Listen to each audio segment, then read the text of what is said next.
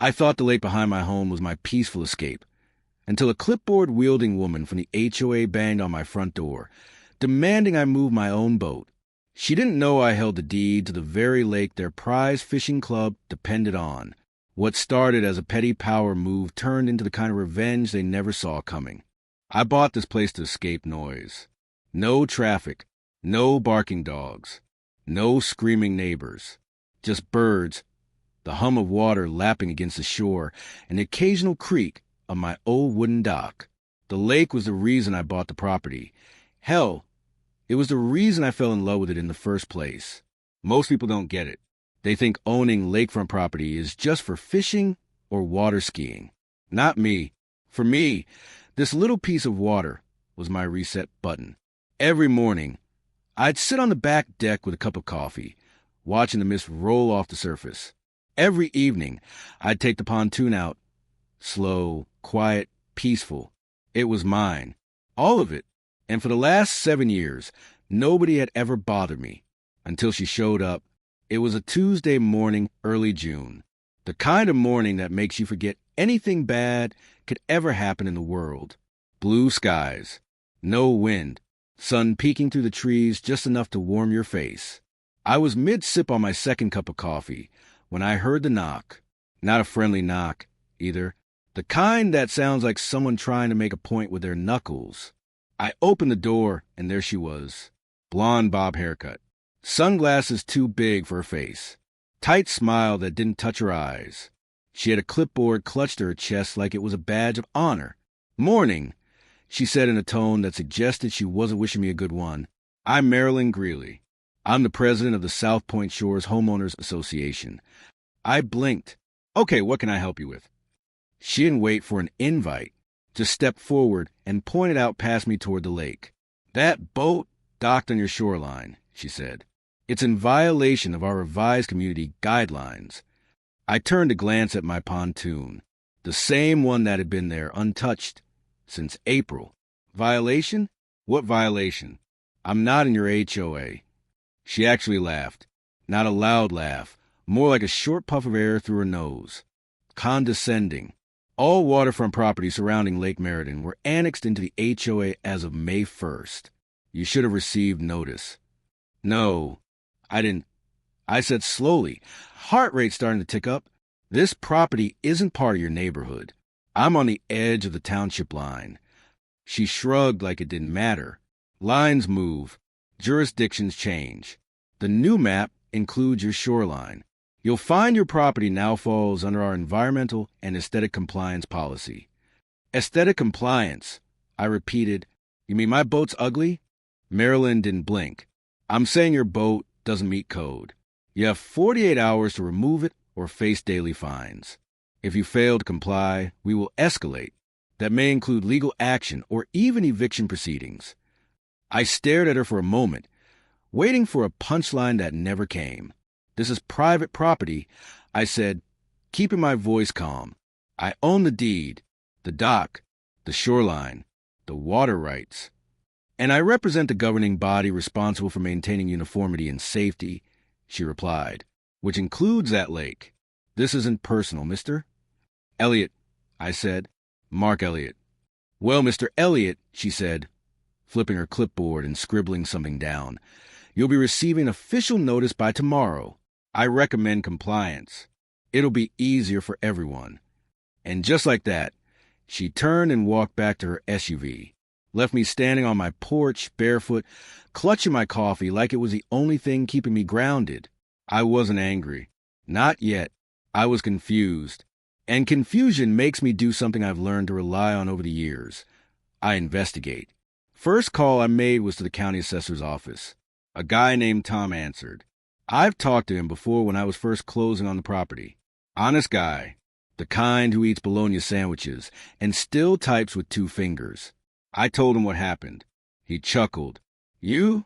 In an HOA? Not unless they annex the damn birds with you."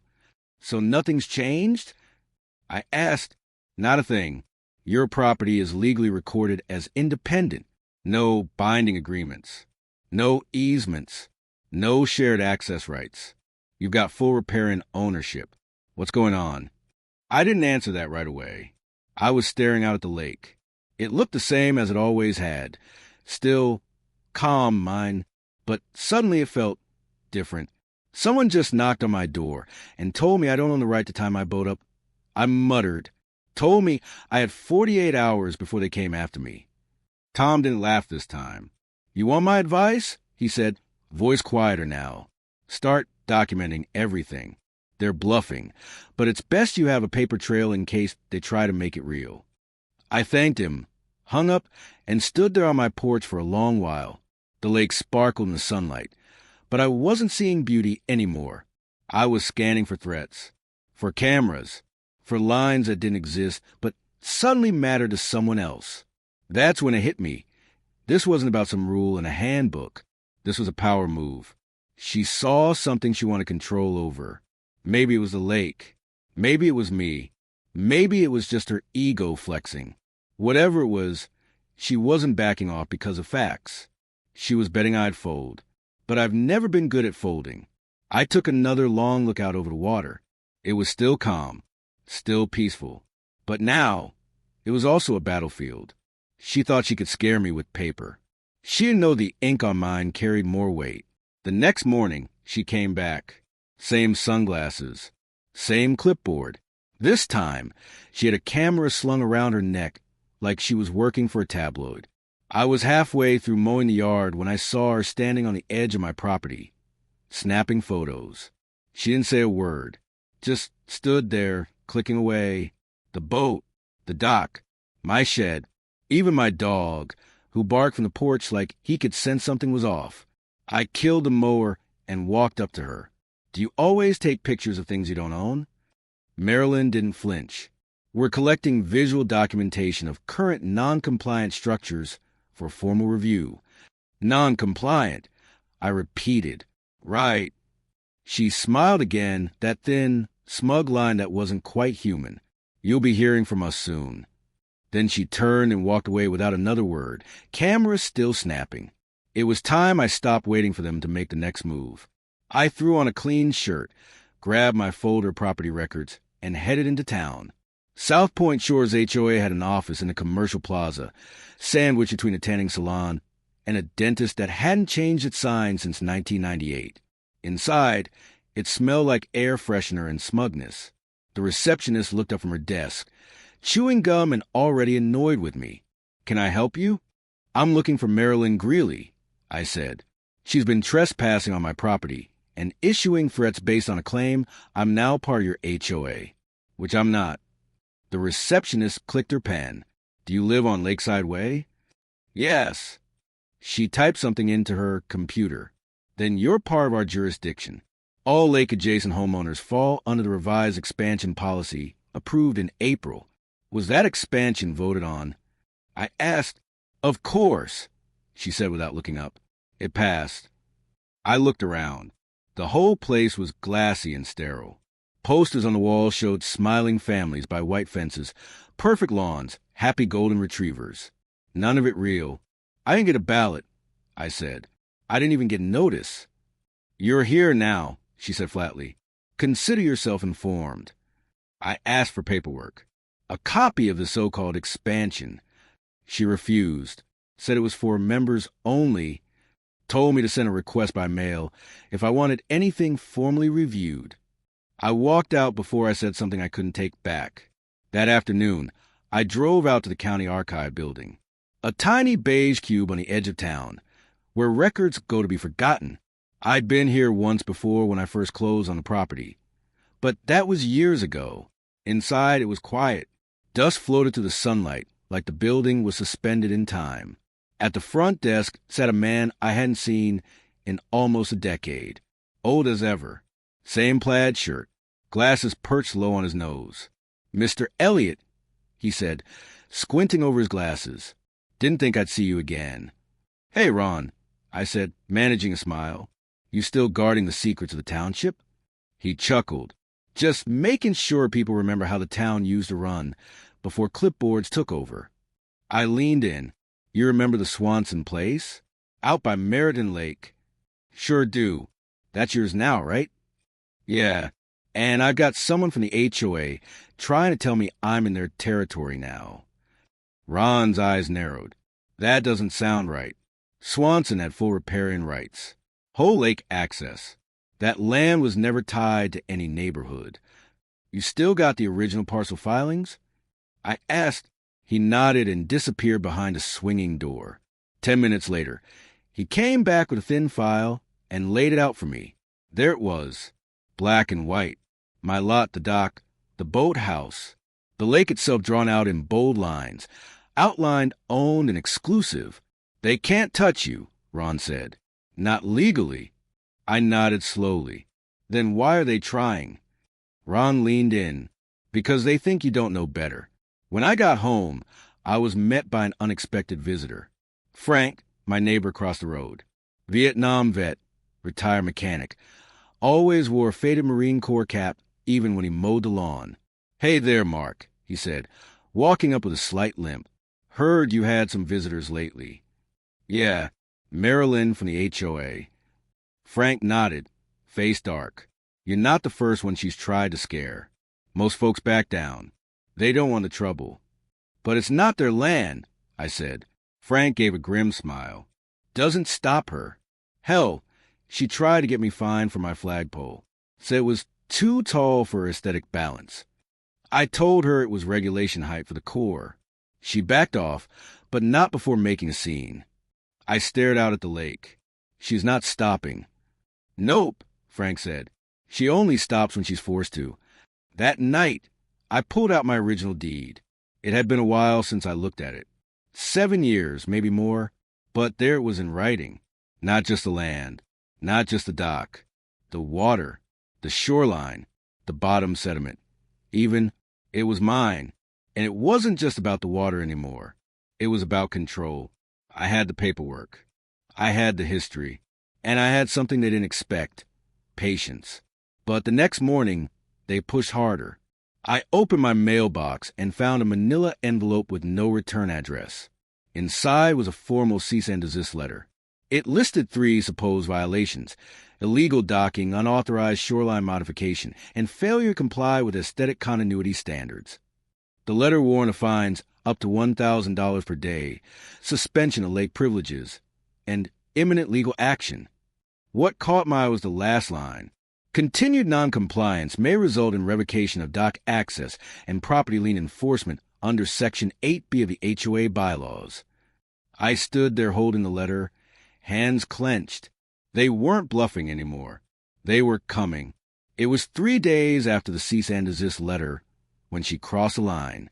I was in the kitchen, rinsing out a coffee mug, when I noticed movement near the dock.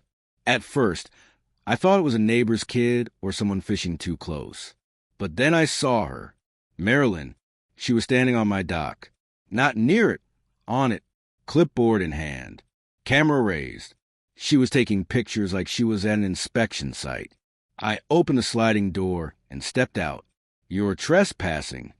She turned, not the least bit startled. This dock is within our jurisdiction. I'm inspecting for safety compliance. I walked down the steps, slow but firm. You're on private property. You didn't ask. You didn't get permission. I don't need permission, she said without a hint of irony. Article 4 of the South Point Shores Compliance Manual grants access to shared use structures for inspections. This isn't shared use, I said. This is my dock, my land, and my lake. Marilyn ignored me and stepped closer to the boathouse. She raised her camera, pointed toward the windows. Is this structure up to code? I see signs of wood rot, possibly a liability. I stepped in front of her. You raise that camera again, and we're going to have a real problem. She stared at me, lips twitching like she wanted to say something but was holding it back. Then, like always, she smiled that tight-lipped smile and lowered the camera. You'll be hearing from our legal department, she said, and turned to walk back to her SUV. I didn't respond. I just stood there, heart pounding, watching her go. That was the moment I knew this wasn't about rules. It wasn't about some imaginary jurisdiction. It was personal. She wanted control, and I was in her way. That night, I made a call to my old friend, Wes. We went to college together, both studied law before I jumped ship into private consulting. Wes stuck with it. Now he works property disputes and zoning law. The guy's a pit bull in a suit. I told him everything. The trespassing, the letters, the threats. He listened quietly, then asked, "Did she mention permits?" "Permits." "For the lake," he said. "Events, access rights, gatherings. If they're claiming jurisdiction, they might have filed paperwork." I hadn't thought of that, but something about the way Marilyn acted, it clicked. You think they're using the lake? Wouldn't be the first time an HOA tried to quietly register a private body of water as common ground. Wes said, "Find out if they've listed any fishing events or social gatherings in the past 6 months. I'll check the state permit database." I didn't sleep much that night. The next morning, I drove into town and picked up a few back issues of the local newsletter, the South Point Weekly. Tucked between ads for yard sales and sponsored home tips was a full-page announcement. South Point Shores Community Fishing Club presents. Sunday tournaments at Meriden Lake. Tournaments every Sunday. 8 a.m. sharp. Bring your own bait. I flipped through 3 more issues. Same ad, same time, different themes. Father's Day fishing, summer kickoff, base bonanza. At the bottom, in fine print, $10 entry fee. Proceeds support South Point HOA beautification programs. They weren't just using my lake. They were making money off it. I drove back to my place, parked out of sight behind my shed, and waited. Sure enough, at 7:45 a.m., cars started rolling in. SUVs, trucks with coolers in the back, guys in fishing vests laughing and slapping each other on the back. And there she was, Marilyn, clipboard in hand, a portable card reader on the fold-out table next to a Welcome Anglers banner. I stayed hidden, camera in hand, snapping photos, license plates, transaction tables, the club signage. I recorded everything. One guy complained about the $10 fee. Marilyn laughed and said, "Lake maintenance isn't free. Besides, it's for a good cause." I nearly dropped the camera. That night, I sent everything to Wes. Pictures, ads, copies of the newsletter. He called me an hour later. "They've registered the lake for public use," he said, "under your address." My address? Yep, as a community resource. They submitted a permit application last month with the Township Planning Board, claiming the lake is under HOA jurisdiction. Can they do that? Wes laughed. "No, not legally, but it depends on who signs off. If the township clerk didn't check your deed, they might have rubber-stamped it." I stared out the window at the lake. It was quiet again, moonlight dancing across the surface like none of this had ever happened. "They've been collecting fees, Wes, running a whole business on my land." "Then it's time to make that land work for you," he said. "Go to the county clerk. Request a full parcel search. Make them say out loud, who owns what. Once you have it in writing, you've got all the ammo you need." The next morning, I was at the county building when the doors opened. I filled out the request form, waited an hour, then sat down with a clerk who couldn't have been more than 22. She tapped a few keys, pulled up a digital map, then leaned forward. "You're Mark Elliott, right?" "Yeah." "You own parcel hashtag 8C Meriden, correct?" I nodded. She turned the screen toward me. "This is your property boundary," she said, tracing the map with her finger. "Everything inside the green line belongs to you. That includes shoreline dock area, and according to the attached deed," she clicked once, "the lake itself." "All of it?" "Yes, sir. Lake Meriden is a private water body. Your deed includes full riparian and subaqueous rights." I leaned back in the chair, letting that sink in, and the HOA... She shook her head. "They have no legal claim to this property. Not the shoreline, not the water, not even airspace for signage. If they've registered anything using your land, that's unauthorized use." I thanked her, walked out with a printed copy of the parcel records in hand, and stood in the parking lot with one simple, burning thought. They thought I was just some quiet lake guy with a boat. But now I had something they didn't. Proof. The next time I saw Marilyn, it was at the HOA town hall. She hadn't invited me. Of course not. But I showed up anyway, property file tucked under my arm like a loaded weapon. The meeting was held at the community clubhouse, a beige little box that smelled like carpet cleaner and lemon cookies. The room was packed. Maybe 40, 50 people. Homeowners, board members, a couple of tired-looking volunteers. Marilyn stood at the front like a queen behind a plastic podium, her favorite clipboard in hand, and that smile, thin as ever, pinned to her face like it had been surgically attached. When she saw me, her eyes narrowed just a fraction, but she didn't flinch. "Before we begin," she said loudly, tapping the mic, "we have a special guest, Mr. Elliott, who's been, let's call it, enthusiastically vocal about his disagreement with our revised community guidelines. Would you like to say something, Mr. Elliott?" I stood up slowly, all eyes turning toward me. I could feel the shift in the room, the curiosity, the tension, the quiet muttering. Some people recognized me. Some didn't. All of them were watching. "I'm not here to argue," I said calmly.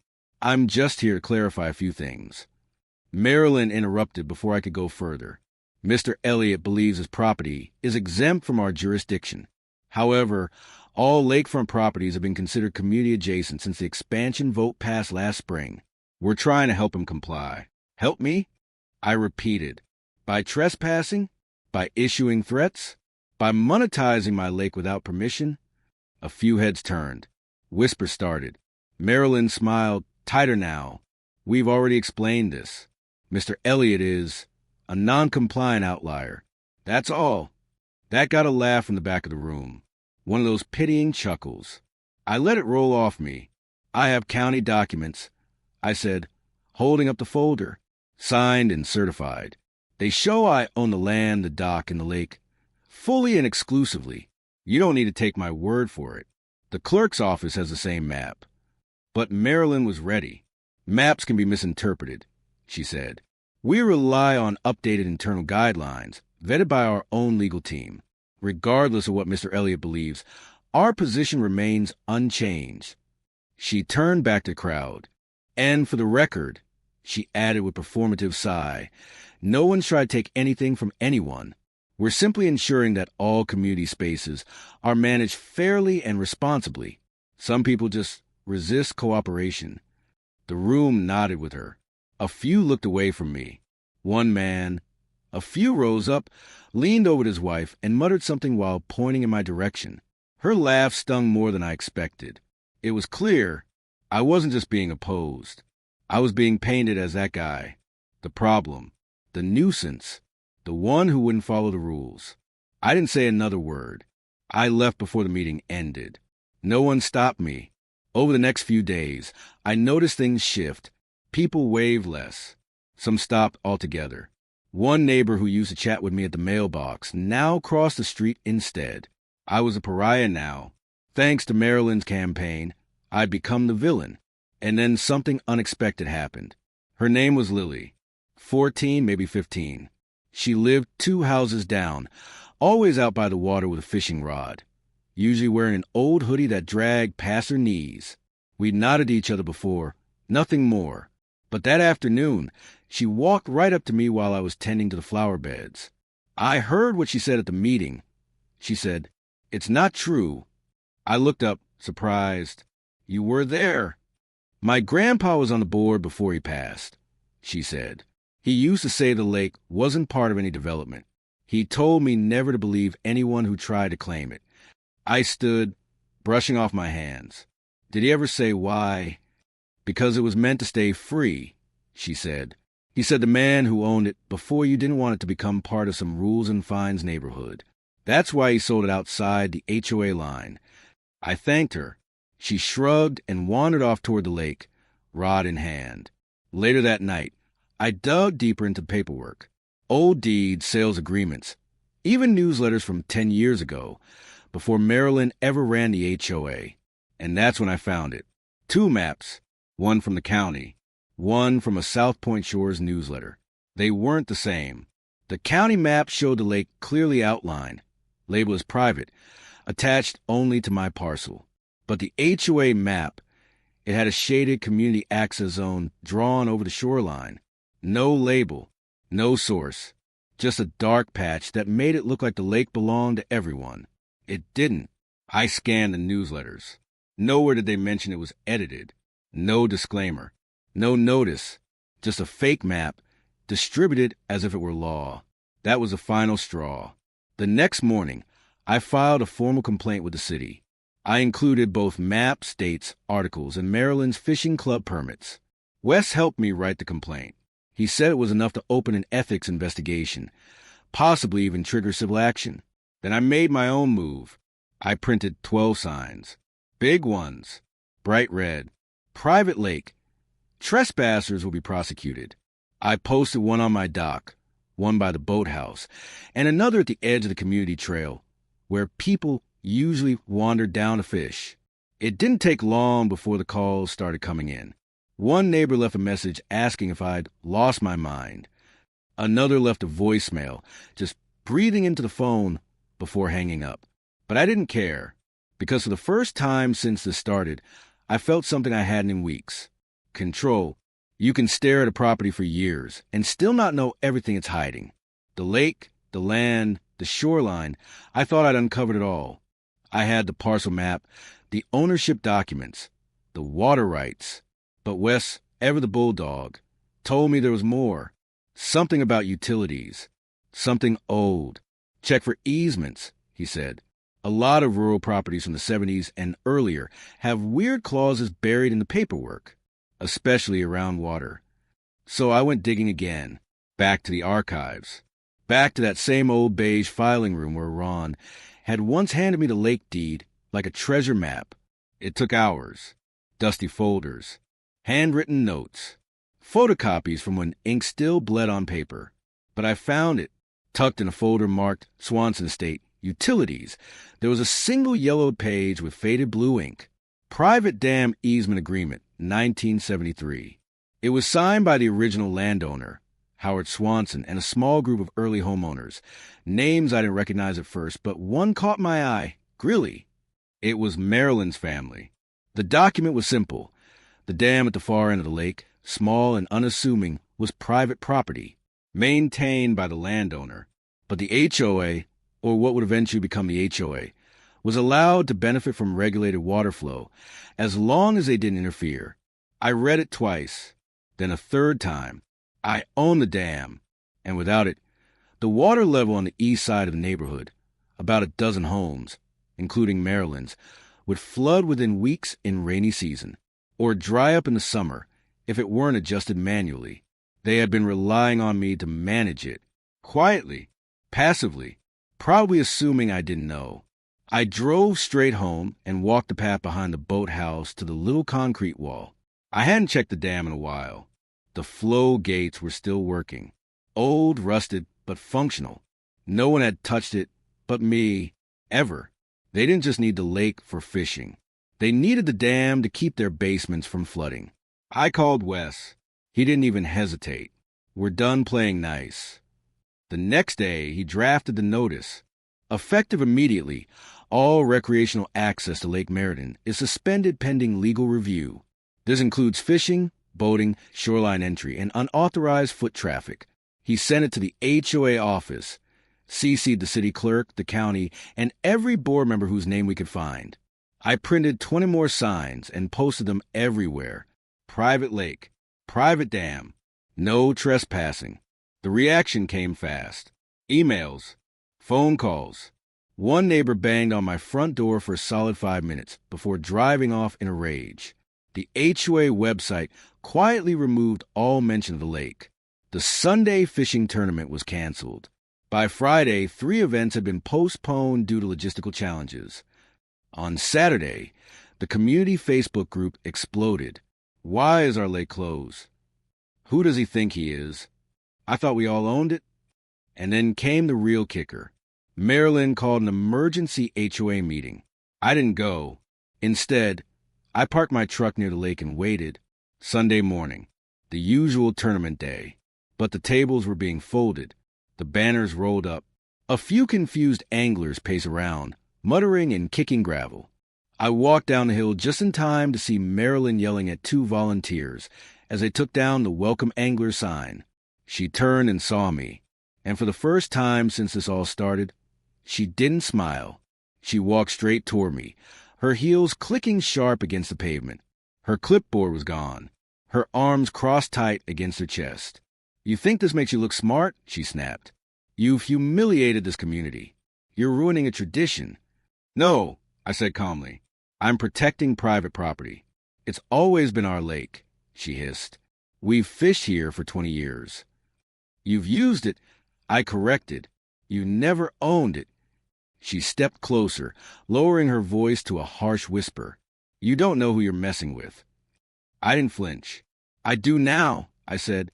Someone who should have read the deed before picking a fight.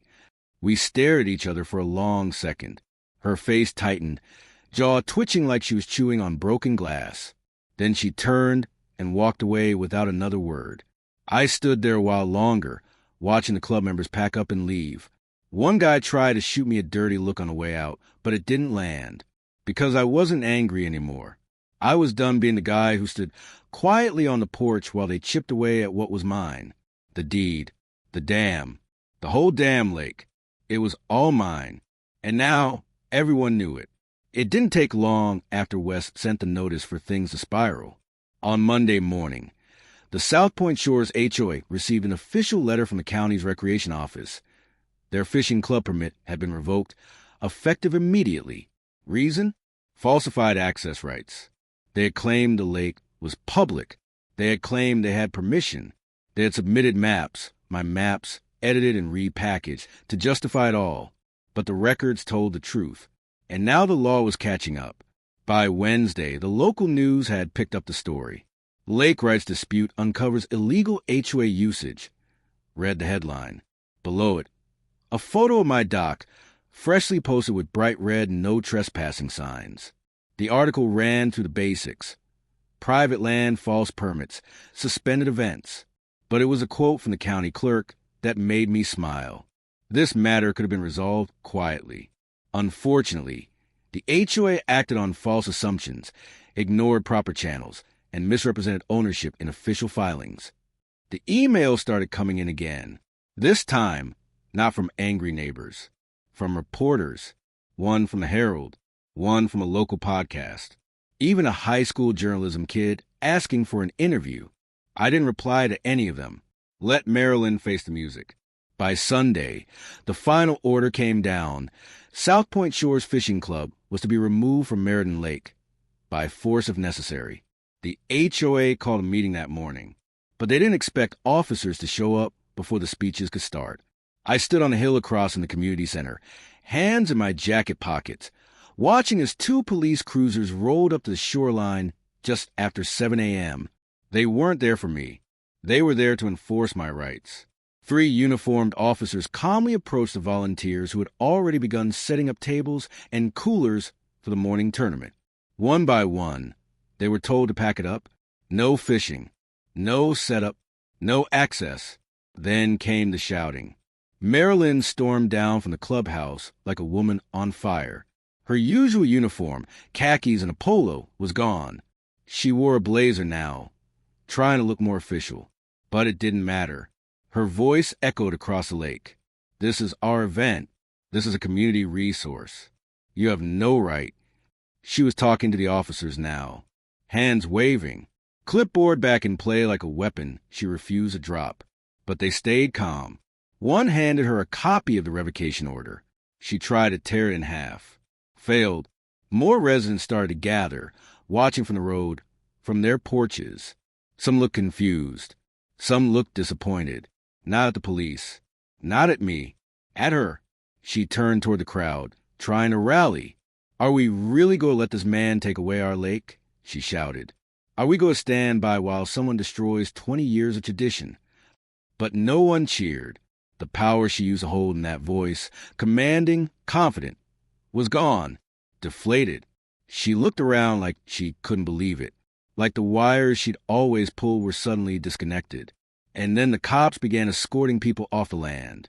Not in cuffs, not harshly, just firm reminders. This isn't yours anymore. It never was. I stayed quiet. I didn't need to gloat, because the real blow was still coming. A week earlier, I'd found something buried in one of the HOA's old newsletters. Something that didn't sit right. It was a line at the bottom of a fishing club flyer. Proceeds benefit HOA beautification and community engagement programs. But it wasn't in any of the budget reports Wes had pulled, so I kept digging. And with a little help from a friendly ex-HOA treasurer, who was more than happy to forward some misfiled documents, I found it. A bank ledger, fishing club income, weekly donations, hundreds of dollars at a time. And from that account, dozens of small withdrawals, all marked community promo, event reimbursement, board supplies. Wes flagged the biggest ones: checks written during election season, payment for banners, flyers, online ads.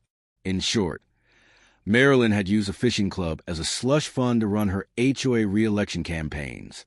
It wasn't just misuse of funds. It was fraud. I didn't send it to the board. I didn't send it to the police. I sent it to the reporters, anonymously. The next article was worse than the first. HOA president tied to misuse event funds in lake permit scandal. This time, her photo was center stage. Sunglasses off, no clipboard, just a freeze frame from a public meltdown caught on someone's phone.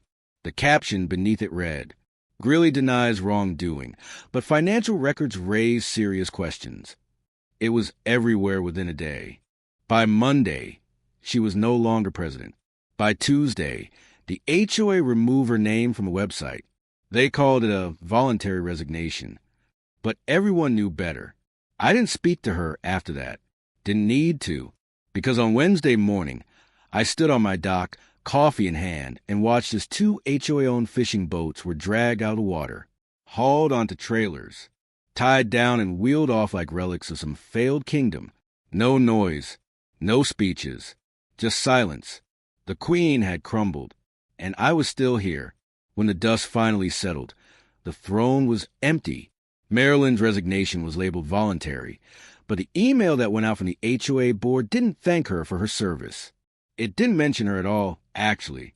Just a single sentence buried in a wall of damage control. The board is currently undergoing emergency restructuring and will announce interim leadership soon. That was it. No tribute, no send-off. No one clapped, no one cried. She just vanished. They tried to plug the hole fast. A few of the older board members stepped down. 2 newbies, young, clean-cut, terrified, took over temporary duties. Their first act was to cancel all remaining HOA events of the summer, pending policy review. Their second was to reach out to me. Wes and I met with them over coffee. They were nervous, polite, apologetic. I didn't yell, didn't threaten. I didn't have to. I handed over a binder full of paperwork and said, "This is the legal record. Please update your files." They nodded, thanked me, and promised to correct everything. And to their credit, they did. A week later, I received an official letter from the county. This office formally recognizes Lake Meriden as private property under the sole ownership of Mark Elliott. No public or organizational body holds shared rights to said property unless explicitly granted by the owner. The same letter was sent to the HOA. That weekend, I installed a new gate at the trailhead. Simple, sturdy steel. Not fancy, but undeniable. A lockbox held the access key for maintenance and utility services. The rest of the trail was sealed off. Signs posted on every tree. Private lake, no trespassing, under video surveillance. The funny thing was, no one complained. Not one neighbor called to ask why. Not one argument. No flyers on my door. Just silence. Maybe they'd had enough drama for the year. Maybe they finally realized whose name was on the deed. Still, I didn't want the whole thing to end bitter. There was one person I couldn't stop thinking about. Lily, the teenager who used to fish every afternoon. I hadn't seen her in weeks. Maybe she thought she wasn't allowed anymore. Maybe she thought I'd lumped her in with the rest. So I walked down the road one evening, knocked on her door. Her mother answered, polite but cautious, until Lily peeked from the kitchen and recognized me. "I came to ask a favor," I said. "Well, actually to offer one." We sat on their porch while I explained. I handed her a small card, laminated, signed with a photo of the lake on the front. Lake Meriden Personal Access Pass. Issued to Lily Adams. Privileges. Fishing dock use shoreline access. Expires. Never. She looked at it, then at me. Are you serious? Dead serious, I said. You're one of the few who treated that lake with respect. You're welcome any time. Just stay off the dam. She smiled, really smiled, and hugged me before I could react. It was the best moment I'd had in months. After that, things slowly returned to normal. I cleaned out the boathouse, re-stained the dock, took the pontoon out again, the first time in weeks. It felt different now, quieter, more peaceful, but also stronger, like the water itself had decided to back me up. I spent more evenings sitting on the porch again, watching the sun dip low across the water. The air was cooler, the town was quieter, and for the first time in a long time, I felt grounded.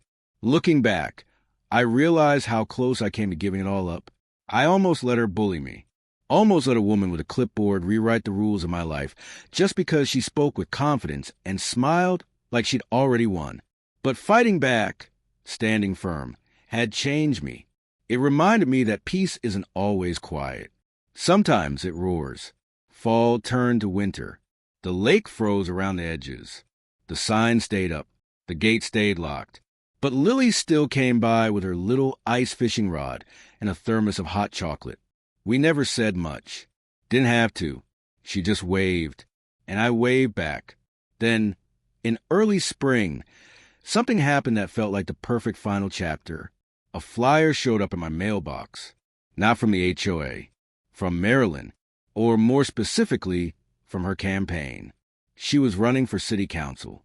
I read it 3 times to be sure. There she was, in a professional headshot, her smile polished, her slogan cheesy as ever. Strong values, safe communities, proven leadership. I almost laughed out loud, but I didn't throw it away. Instead, I took a picture of it and forwarded it to a reporter from the Herald, the one who had written the original Lake article. I didn't include a note. Didn't have to. 3 days later, her campaign website went dark. The article hit again. Same title. Same scandal. New audience. Comment sections filled up. Isn't this the lady who tried to take over a private lake? Didn't she get ousted from her HOA? Hard pass. She dropped out of the race a week later. No statement. Just gone. I walked down to the dock that night. Same place it all started. The water was calm. Moonlight on the surface. I stood there for a while, listening to the frogs and the breeze and the distant, peaceful silence of a lake that finally belonged to no one but me. She came for my boat. She lost her crown, her lake, and her name. And I'm still here, right where I belong.